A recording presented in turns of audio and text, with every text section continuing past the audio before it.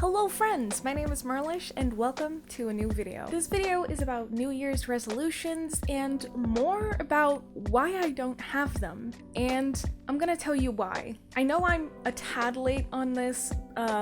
Maybe it was because I was scared to give back to YouTube. Maybe, just maybe. I don't know what you're talking about. Anywho, let's get right into it. So the first thing that has stopped me from making any concrete goals this year is basically because it's so much pressure. Over the last few years, I've always made gigantic, super long lists of New Year's resolutions and goals, and I will put them in bold letters and nice colors so I would get motivated to actually do them.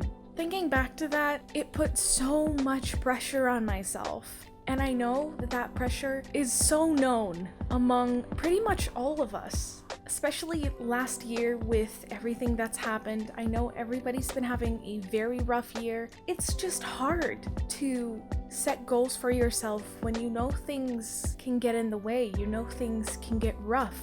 And when, like me, you have anxiety disorders and depression and everything, you put so much extra pressure on yourself when you're in a bad mood, when you're having a bad day. For me, one of the biggest things is that I don't allow myself to rest. For me, when I know I'm having a very bad brain day, when I feel anxious and depressed, my boyfriend usually comes up to me and is like, hey, you should probably take a nap and you should probably rest, do some fun things, some things that give you more energy. Usually my response is, but I need to be productive, but I need to do this, but I need to do that, but I feel responsible for this or that. And that is so extremely destructive. I am struggling with that on the daily, but I'm trying to change, okay? I'm trying. So the second big reason for me is I have an extreme fear of failure. Now, I don't want to set any goals that I know I'll fail at. I have this other voice in my head, my depression basically, who's like, hey, you should probably set this super hard, like inevitably failure of a goal for yourself so that we can bask in your failure. So instead of setting goals where I'm actually putting myself up for failure, is to create healthier habits, but do not put a number anywhere. For example, I want to become more healthy, right? But I'm not gonna put down some sort of number like, hey, you have to lose this much weight, or hey, you have to gain this much muscle, or you have to be able to lift that much. No more. So this year I'm really gonna try to not let that voice in my head win, to not let that voice make me fail, make me feel like a failure. So social media has a hold of a lot of people's lives, me included. I am on social media a lot, especially now that I regularly stream. I am constantly on Twitter. I'm still a lot on Instagram and YouTube and stuff, and it's grabbing a hold of so many people's lives. And one of the things that comes out of that hold a lot is that people feel like they always have to better themselves. There's this constant need to be improving at something, at feeling alive, at whatever your ambitions are. There's always this need to be better next year or next month. I believe a lot of people call it hustle culture, and I just want to say you're allowed to stop and breathe for a second. You're allowed to not think about improving for a day or two or a week or a month or a year. Just whatever you need to feel better in your skin.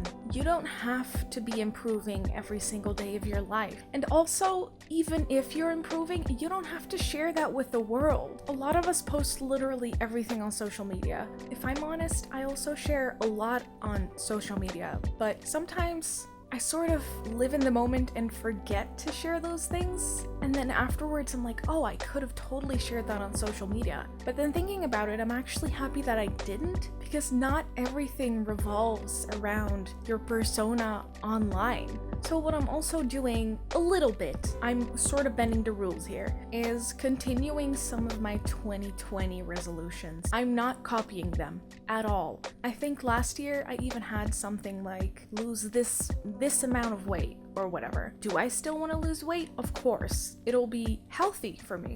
But what I'm changing that to is I just want to feel healthier in my own body. That doesn't mean I have to lose a certain amount of weight. Not at all. In all honesty, it's all in here. It's all in here. And on the topic of weight loss, I truly recommend this book. This is a gem. This book changed my life, and I think I'm gonna read it again this year because yes, I have crawled back into my self-hatred of a cave, and yeah, I did lose some of what I learned in here, but I'm gonna read it again. And truly, if you have any weight loss problems, if you have any eating disorders, please read this book because it'll change your view on things forever. Another example of something that I've told myself to do last year was to start making covers of songs on YouTube. Do I still want to do that? Of course I still want to do that. I love singing and I love using my voice for things, but I don't want to make that a surefire failure again. I keep using that word. So instead of being like, I want to release at least 5 covers this year, I want to sing more. I want to sing more and I want to express myself more through my voice. And that'll be something that I'll be working on or not. And if I don't, that's completely fine. We're allowed to take a breather. We're allowed to take it day by day. There's this thing that all of us have, and I think a lot of us will try not to have in this year, and it's expectations. We had a lot of expectations for 2020. We always start the year expecting things to be a certain way, right? We expect for us to be able to go out and get some goals done, get some improvements on our lives, on our day-to-day lives. But a lot of people have been kind of slapped in the face this year because of the whole 2020 issue that I'm not going to name here because I don't want to get flagged. But for example, a lot of the gyms have been closed for almost the entirety of the year. So a lot of people have dropped off the gym boat, so to speak. And that is so okay. But I feel how many people were hurt by that, were mentally and physically hurt by that. I personally love going to the gym. The only reason that I hated going to the gym was that it was so far away for us because we live in the middle of nowhere.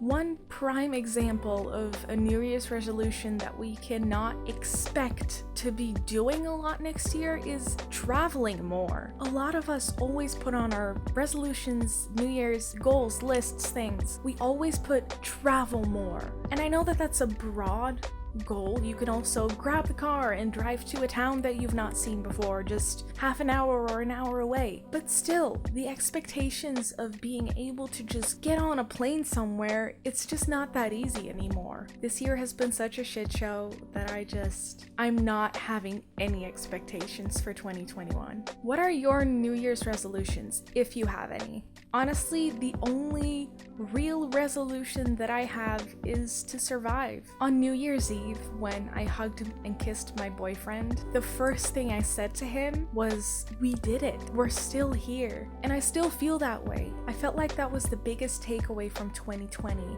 to be proud that I'm still here. After everything that's happened, after all the heartbreak, I'm still here. And that is something to be proud of. If you made it to the end of this video, congratulations. You made it. Thank you for making it this far. If you're an old-time subscriber of mine, thank you for still being here. It truly means a lot. I was so scared of coming back to YouTube, even though I really had that wish for a long time. I want to share more of my life with you guys. I want to do more random videos. I want to do vlogs. I want to do sit-down videos like these. I want to do singing videos. But again, in the theme of today, I'm not putting down any numbers. I'm not gonna make myself fail this year. I'm gonna do what I love and I'm gonna get better slowly, day by day. So what you're mostly gonna see is probably sit down videos, maybe some podcast-y like videos. I'll still upload some gaming related stuff because I stream on Twitch 5 days a week. If you want to follow me there, I'll put a link somewhere here in the screen and I'll put a link down below in the description. I also am pretty active on Twitter. If you want any kind of updates,